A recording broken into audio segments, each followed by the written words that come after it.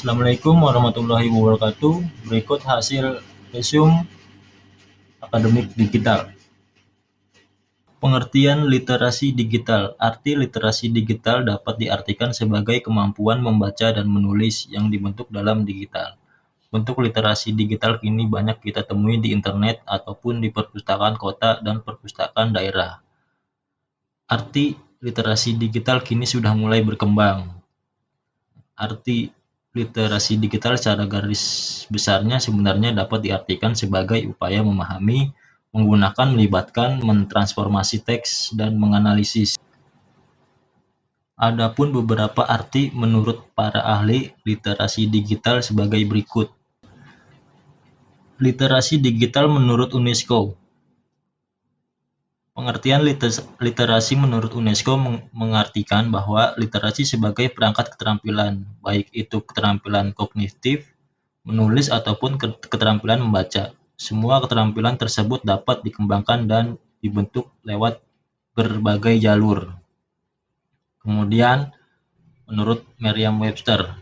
Menurut Merriam-Webster, pengertian literasi sebagai kemampuan melek aksara masyarakat dan sektor pendidikan pada saat pandemi COVID-19 2020, karya Eti Sumiati dan Wijonarko. Literasi digital telah membawa banyak manfaat bagi kehidupan masyarakat. Adapun tantangan literasi digital sebagai berikut. Pertama, arus informasi yang banyak.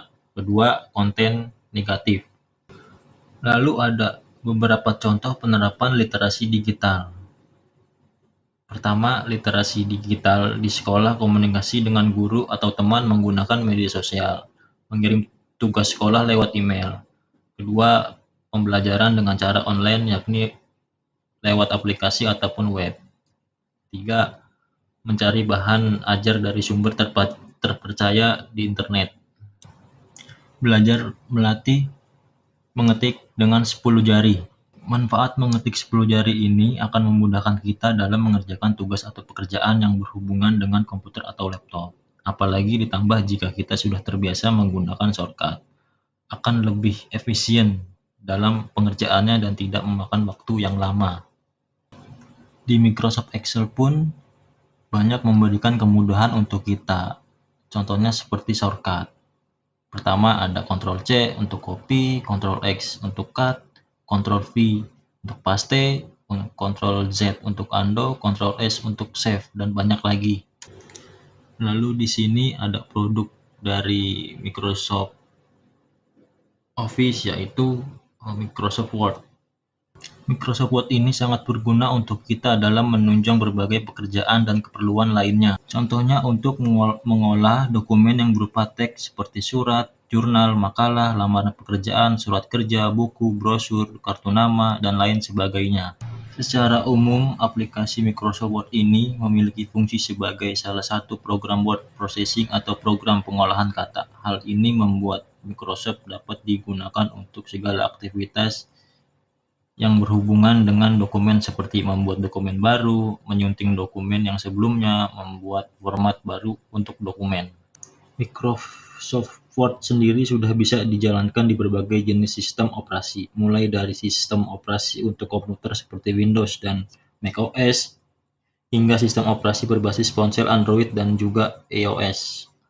Lalu di sini juga ada produk Microsoft Office, yaitu Microsoft Excel. Microsoft Excel ini merupakan bagian dari Microsoft Office. Aplikasi ini memiliki fitur kalkulasi dan pembuatan grafik dengan menggunakan strategi marketing Microsoft yang agresif, menjadikan Microsoft Excel sebagai salah satu program komputer yang populer digunakan dalam komputer mikro hingga saat ini. Microsoft Excel ini juga mempermudah kita untuk mengerjakan berbagai tugas dan pekerjaan yang membutuhkan penghitungan dan grafik. Karena Microsoft Excel sudah memberikan banyak fitur dan formula yang kita butuhkan. Lalu di sini ada program aplikasi Microsoft Office, yaitu Microsoft PowerPoint. Salah satu program Microsoft Office ini juga sangat memudahkan kita untuk menunjang berbagai pekerjaan. Penggunaan Microsoft PowerPoint ini juga sangat mudah, tidak harus menyalakan internet. Salah satu fungsi PowerPoint ini untuk mengatur materi yang mudah disampaikan dan audiens juga dapat memahami apa yang kita tampilkan di PowerPoint tersebut.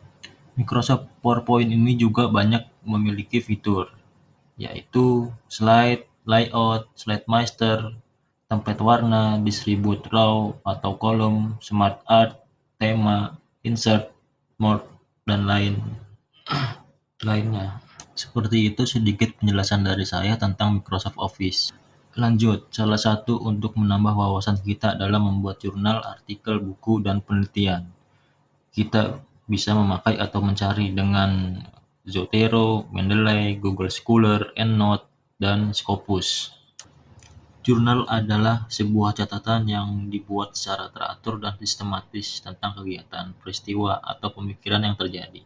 Jurnal dapat digunakan untuk berbagai tujuan, termasuk untuk mencatat kegiatan sehari-hari, untuk mencatat pemikiran atau ide-ide yang muncul, atau untuk mencatat hasil penelitian atau observasi.